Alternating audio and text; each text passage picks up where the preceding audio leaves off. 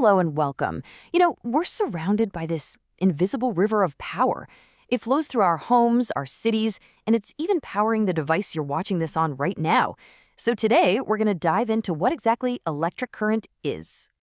Think about it for a second. It's something you do every single day. You walk into a room, you flip a switch, and boom, light. It feels instant, almost like magic. But what is really, physically flowing through that little wire to make it all happen? To answer that, we've got to shrink ourselves down. I'm talking way, way down, to the atomic level. We're going to peek inside the wire itself, because that's where the real story begins. So picture a copper wire. It's a great conductor. And here's why. It's jam-packed with atoms that have these little free electrons. And these electrons are just bouncing around like crazy in every possible direction. It's total chaos in there. But all that random movement, it doesn't actually do anything useful for us.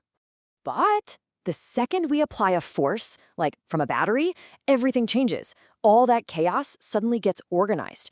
It's like a drill sergeant yelled, "Fall in line," and all those free electrons get nudged to start drifting in the same general direction.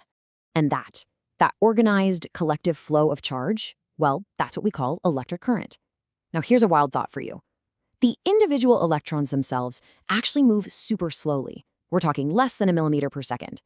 But the signal, the wave of energy they create by bumping into each other, that travels at nearly the speed of light. And that's why your light turns on instantly. Okay, so how do we measure this flow?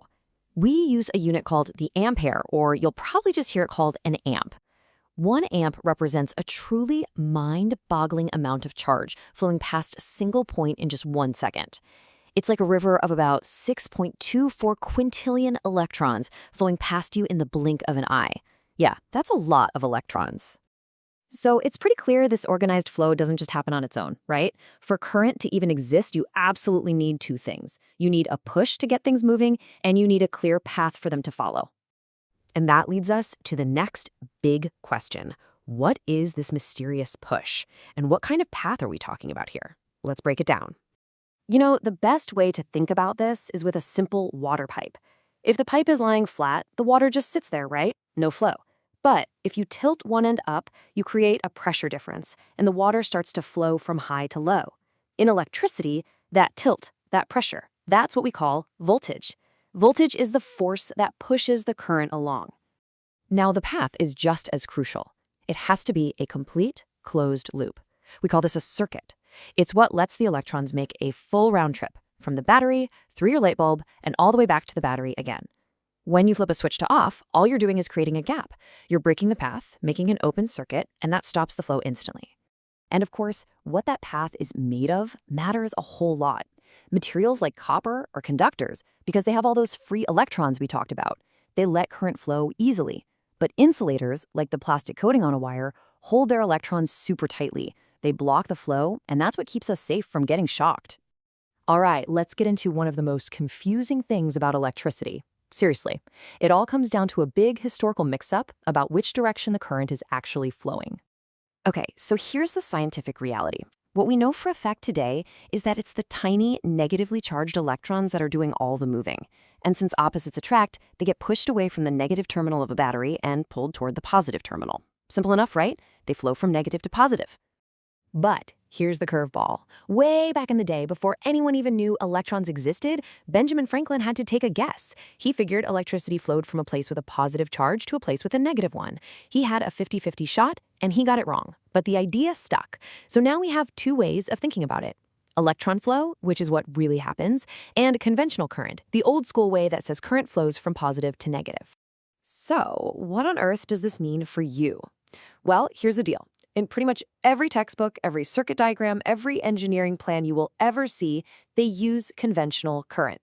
We all just agree to pretend the current flows from positive to negative for all our diagrams in math, even though we know it's the electrons going the other way. A little weird, but it works. Now that we've got the theory down, let's look at how current actually shows up in our world, from tiny sparks to our smartphones, because it really comes in 2 main flavors. So the 2 big ones are direct current, or DC, and alternating current, AC. Think of DC as a one-way street. The electrons flow steadily in just one direction. That's the kind of power you get from batteries. AC, on the other hand, is totally different. The electrons are constantly flowing back and forth, reversing their direction dozens of times every second. That's the power that comes out of the outlets in your wall. And the amount of current we use varies like crazy. Your phone charger might pull about 1.5 amps, a big air conditioner might need 15 amps, but a lightning bolt, that's just a whole other level. It's a massive, instantaneous surge of tens of thousands of amps. And that brings us to a really important point: safety. See, when you try to force too much current through a wire, it gets hot, really hot. That heat can fry the delicate parts inside your electronics, or even worse, it can melt the plastic insulation on the wire and start a fire. And this is exactly why we have safety devices. Fuses and circuit breakers are basically the bodyguards for our electrical systems. A fuse has a tiny little wire inside that's designed to melt and break the circuit if the current gets dangerously high. A circuit breaker does the same thing, but it's a switch that just trips open, and you can reset it. Whew, okay, we have covered a lot. So let's boil it all down. What are the 5 absolute key takeaways you should remember from all of this? Number 1, current is just the organized flow of electric charge. Simple as that. 2, we measure it in amperes or amps. 3, for it to flow, you always need a push, that's voltage, and a closed path, a circuit. 4, remember that historical mix-up. We always draw current flowing from positive to negative, even though we know the electrons are going the other way. And finally, number 5, current is what makes our world go round, but it has to be controlled with safety gear like fuses and circuit breakers. So we've learned that current is all about moving energy through a physical path, through a wire. But that leaves us with a pretty cool final thought. What if we didn't need the path at all? What if we could transfer all that electrical energy, that incredible flow, with no wires whatsoever? That's a question that could change everything, and it's something people are working on right now. Thanks for joining me.